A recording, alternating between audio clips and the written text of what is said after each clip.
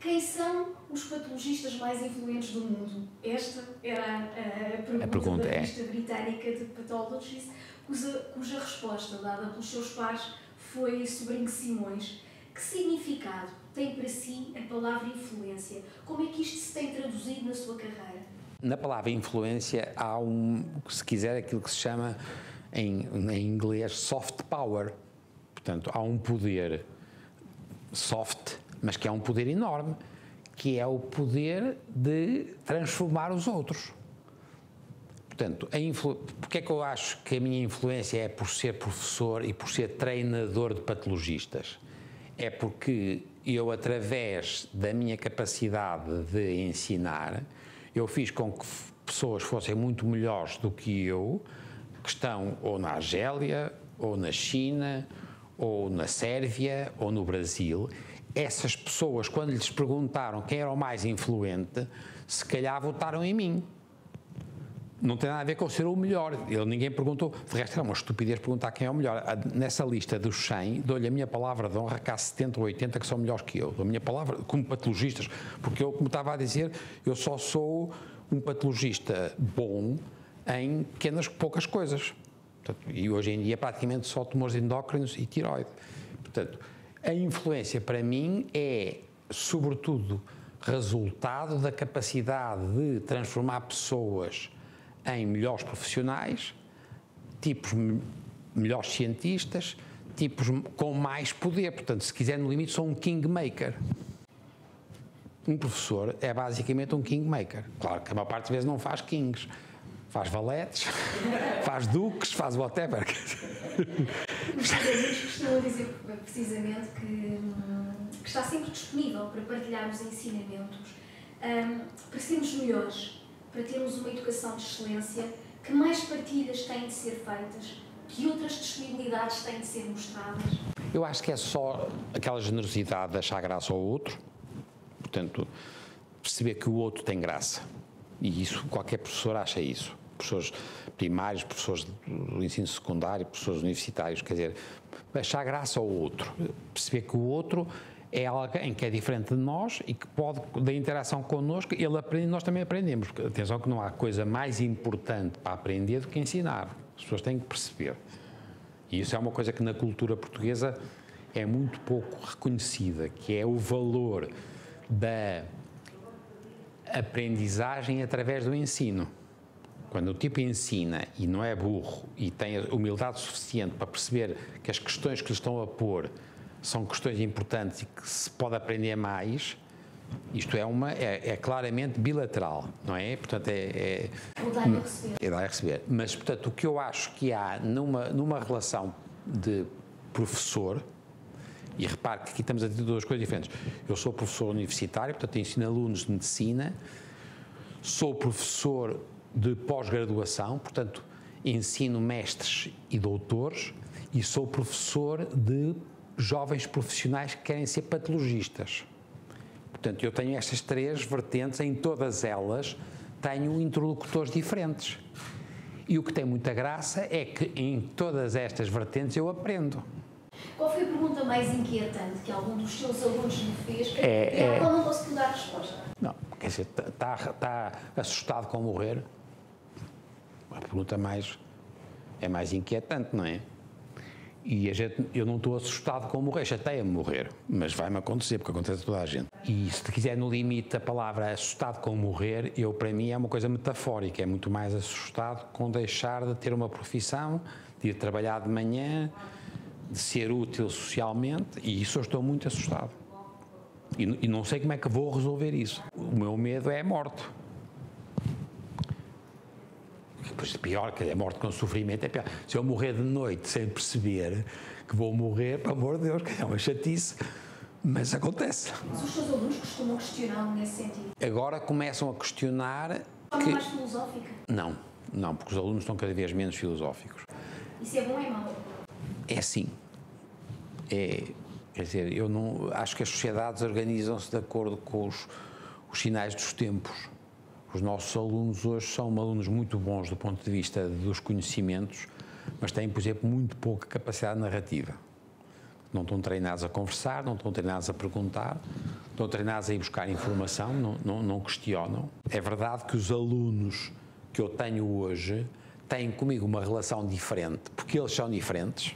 Os alunos mudou muito, a sociedade portuguesa e a organização, mas eu próprio também sou muito diferente. Isso tem graça. Como é que tem notado esta evolução dos seus alunos? É assim, que são cada vez mais capazes, cada vez mais bem educados. Portanto, eu não tenho chatices nenhuma. Cada vez melhores, mais sabedores, mais infantis. Mais infantis? Muito mais infantis, porque não têm nenhuma experiência da vida. Quer dizer, têm uma vida sempre mediada pela internet, pelos meios de comunicação social, sobretudo os Facebook, os Twitters e tal, e sobretudo com muita incapacidade narrativa. Portanto, é a grande diferença em relação ao nosso tempo. Qualquer dos tipos do meu curso, melhor ou pior, era capaz de contar uma história. Os meus alunos hoje não são capazes de contar histórias. A maior parte deles não conta histórias. Em parte também, porque tem uma coisa, leem muito pouco, quer dizer, leem transversalmente, leem informação, leem coisas que são sumários, não leem romances, estão a ler muito pouco. E isto remete-me para outra questão. Numa entrevista, o professor Sobrinho Simões afirmou: a minha aspiração máxima é aprender aos bocadinhos. Ninguém aprende nada se for submerso numa quantidade infinita de coisas. Os professores em Portugal queixam-se hoje da falta de tempo para dar nos programas curriculares. A matéria é muitas vezes dada à pressa, sem discussão nem partilha. É isto que mata a curiosidade? É isto que de alguma forma abafa essa capacidade narrativa? Não é só, mas também contribui, não tenha dúvida. A noção de que é preciso dar um programa é uma noção que em si mesma pode matar a curiosidade, porque a maneira de dar um programa, a forma mais fácil de dar um programa é dá-lo em pacotes. Portanto, e demora menos tempo dar em pacotes do que deixar que a pessoa vá descobrindo por si própria. E se o processo for um processo que se mede pela quantidade de informação e não pela qualidade e pelaquilo que a pessoa conseguiu produzir a partir de si, porque depois isto, nos alunos, não é só a gente dar o programa, é que depois eles sabem que vão ser avaliados através de memorização mais ou menos compactada de um determinado programa.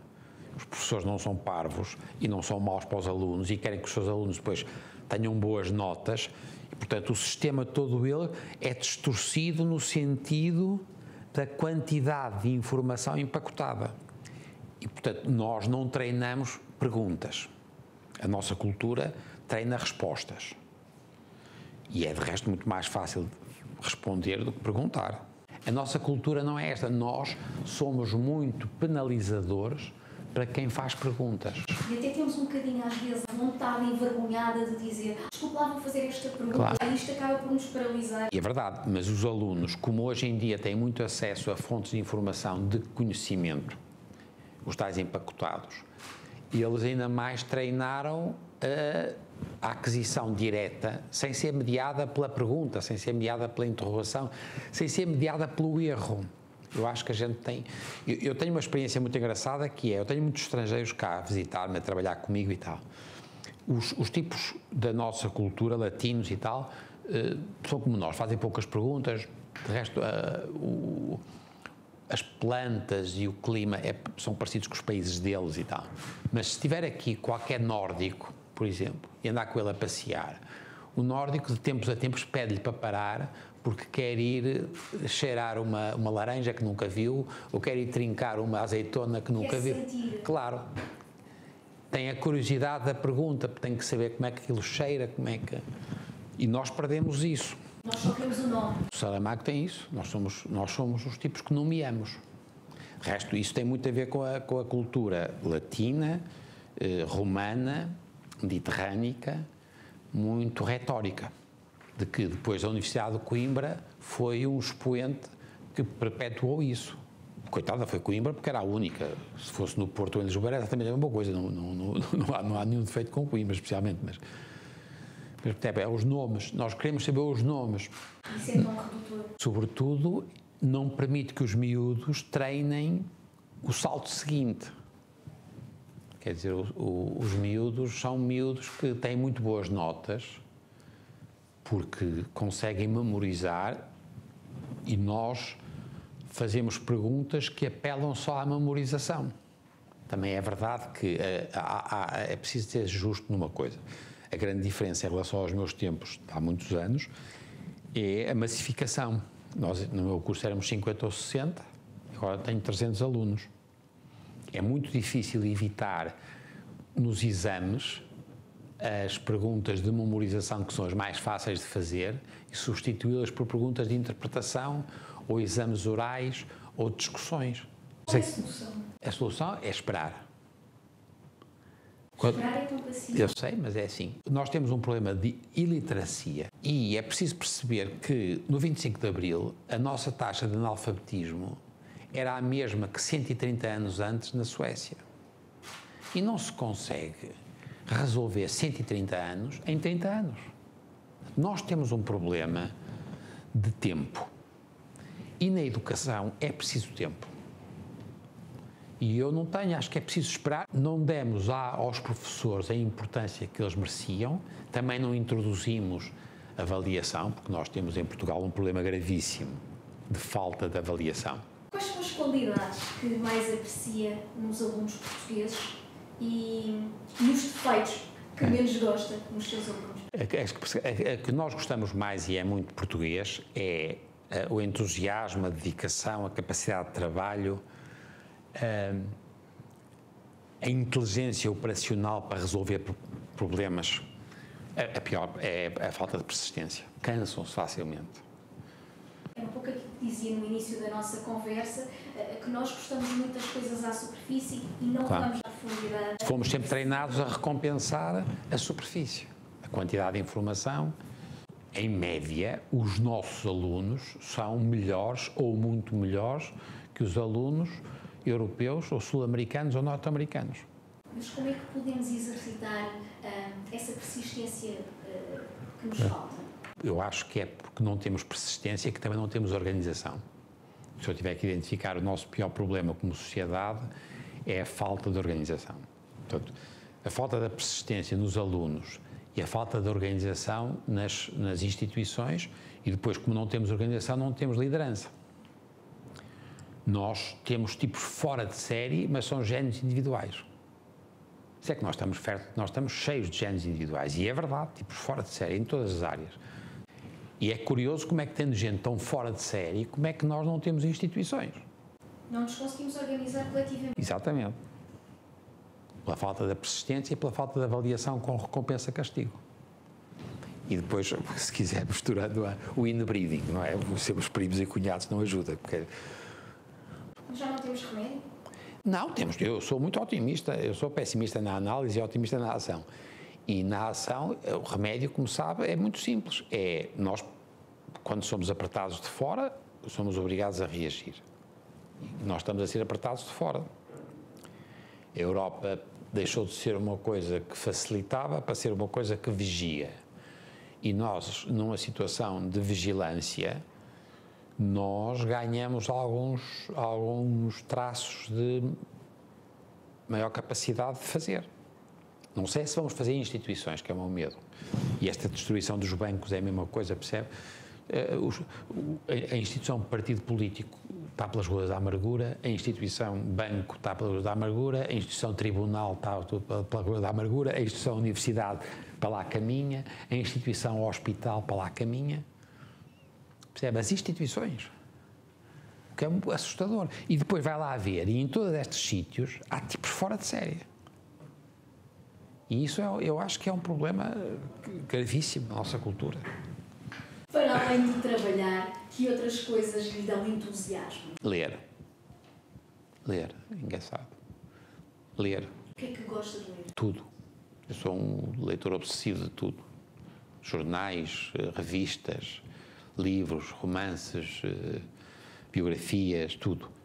E não consigo ler em tablet, portanto preciso mesmo ter o quanto de papel. Mas, portanto, é a única coisa que eu acho graça. Gosto muito de cinema, mas não tenho tempo. Portanto, vejo cinema na televisão. Altas horas vejo. Mas, portanto, se eu tiver que identificar, é mesmo assim, é ler e depois ver cinema. Não, por exemplo, não gosto de viajar, mas porque estou farto de viajar em trabalho, percebe? É natural do Porto. Sente-se ainda um homem do Norte ou um homem do mundo? Não, sinto um homem do Porto. Eu nunca fui muito do Norte-Sul. Eu depois, com a idade, fiquei um portuense. E sou muito mais portuense, quer dizer, eu sou muito pouco cidadão do mundo. Se tiver um dia livre, acho muita graça a passear numa cidade, ir a mercados, adoro ir a mercados. Entrei para aí 3 vezes em centros comerciais. A minha vida é muito mais portuense e depois, aos fins de semana, ou vou para Âncora ou vou para Arouca. E em Âncora tenho a sorte de não ter telefone fixo, em Arouca tenho telefone fixo, mas ninguém sabe qual é o número e, portanto, descanso. Há pouco falou que gosta muito de ir a mercados, mas não gosta de fazer compras. Não. O que faz nos mercados? Eu acho graça às espécies, portanto, eu acho graça a ver frutas diferentes, acho graça a ver peixes diferentes, acho graça a ver as carnes, como é que os mariscos, e pergunto, acho graça a perceber a variedade. E depois acho muita graça à maneira como as pessoas se comportam nos mercados, que se quiser é a única maneira que eu tenho de ficar com uma visão do sítio para onde eu fui, porque eu de resto estive sempre numa faculdade ou num hospital ou num hotel a trabalhar com 15 ou 20 tipos. Li que otimiza o seu tempo e a sua vida em função de obtenção de um resultado. Que resultado espera obter desta entrevista? Aprendi. É aprendizagem. Eu tenho muito pouco tempo para pensar. Portanto, eu quando fazem perguntas, eu aproveito para pensar. Convosco, o que eu aprendi foi coisas que fui obrigado a pensar porque me perguntaram. Além de me divertir, porque eu acho graça a pessoas.